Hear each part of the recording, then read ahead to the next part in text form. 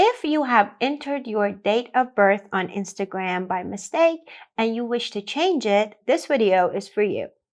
In order to do so, you want to tap on these three lines at the top right corner to open settings, and you want to tap on Account Center. Down here, you will see your information and permissions.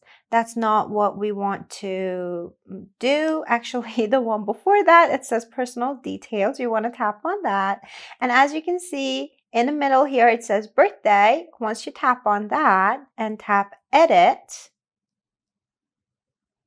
you can edit your birthday and just choose any date that you want. Let's say I want to make myself 5 years older.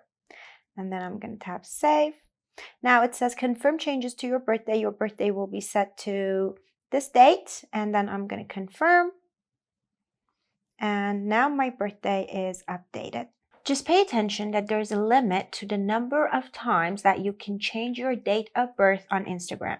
And if you want to do it too often, Instagram might suspect that you are not following their guidelines or something like that. So you want to keep an eye on that. Hope this helps, and don't forget to subscribe for more tips like this.